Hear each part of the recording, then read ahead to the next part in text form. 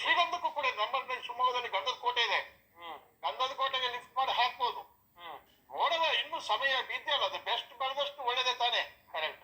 ಬೆಳೆಸ್ತಾ ಇದ್ದೇನೆ, ಇನ್ನು ಬೆಳೆಲಿ ಅಂತ. ಓಕೆ, ಟೀಕಿಗೆ ಸುಮಾರು ನಮ್ಗೆ ಮೋಸ ಇಲ್ಲ. ಟೀಕಿಗೆ ಬೇಕಾದ ಒಳ್ಳೆ ಬೆಲೆ ಸಿಗುತ್ತೆ, ಮಾರ್ಕೆಟಿಂಗ್ ಕೂಡ ಇದೆ. ಸರ್, ಈಗ ಶ್ರೀಗಂಧಕ್ಕೆ ನಾವು ಮಾತುಕತೆ ಮುಂದುವರಿಸಿದ್ರೆ, ಗಿಡ ನೀವು ಅಷ್ಟೊಂದು ಪ್ರಮಾಣಕ್ಕೆ ನಾಟಿ ಮಾಡಿದಾಗ ಗಿಡ ಏನಾದ್ರು ರೋಗ ಕೀಟ ಏನಾದ್ರು ಬಂದು ಸತ್ತೋಗಿ ನೀವು ಅದಕ್ಕೆ ಕ್ರಮ ತಗೊಂಡಿದ್ಯಾ?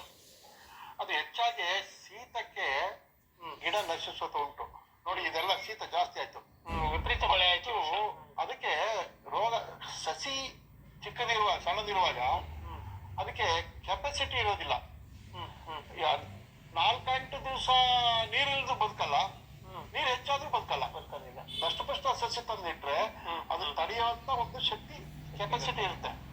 ನಾವು ಸ್ಟಾರ್ಟಿಂಗ್ ತಂದಾಗ ಒಂದು 10% 15% ಸತ್ತಿರ್ಬೋದು. ಆಮೇಲೆ ಗಿಡ ಬೆಳೀತಾ ಇದ್ದಂಗೆ ಏನಾದ್ರು ಕಾಂಡ ಕೊರಕ ಆ ತರದ ಏನು ಸಮಸ್ಯೆ ಬಂದು ಏನಾದ್ರು ನೀವು ನೋಡಿದ್ಯಾ? ಅದಕ್ಕೆ ಕೊಡ್ಬೇಕು. ಬುಡಕ್ಕೆ ಸಣ್ಣ ಸಸಿ ಇದ್ದಾಗ ಒಂದಿಷ್ಟಿಷ್ಟೇ ಗೊಬ್ಬರ, ಅದ್ರ ಜೊತೆಗೆ ಟೈಕೋಟರ್ಮಾ, ಸೋಡಾಮಸ್, ಬೇವಿನ ಹಿಂಡಿ ಕೊಟ್ರೆ ಬರೋದಿಲ್ಲ.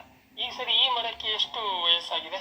16, 15-16 ವರ್ಷದ ಮರ ಇದು ಸರಿಯಾಗಿ ಬಂದ್ರೆ ಒಂದು 20 kg ಗಂಧ ಸಿಗ್ಬೇಕಾ? 20 kg ಓನ್ಲಿ ಬೇರಲ್ಲಿ ಸಿಗುತ್ತೆ. ಈ ಮರ ಬೇರಲ್ಲಿ ಸಿಗತ್ತೆ. ಓಕೆ, ಇದ್ರ 100 kg ಬರುವಂತ ಚಾನ್ಸಸ್ ಇದೆ. 100 kg ಮೇಲೆ ಅಲ್ಲ, ಅಂದಾಜು ಪಕ್ಕ ಹೇಳಕ್ಕಲ್ಲ.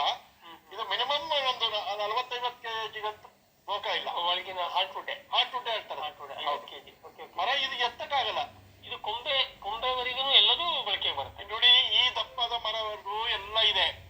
ಆಮೇಲೆ ಅದ್ರಲ್ಲಿ ವೈಟ್ ವುಡ್ಡಿಗೂ ಸಾಧಾರಣ ಬೆಲೆ ಇದೆ. ಇದರಲ್ಲಿ ವೇಸ್ಟೇಜ್ ಯಾವ್ದಿಲ್ಲ.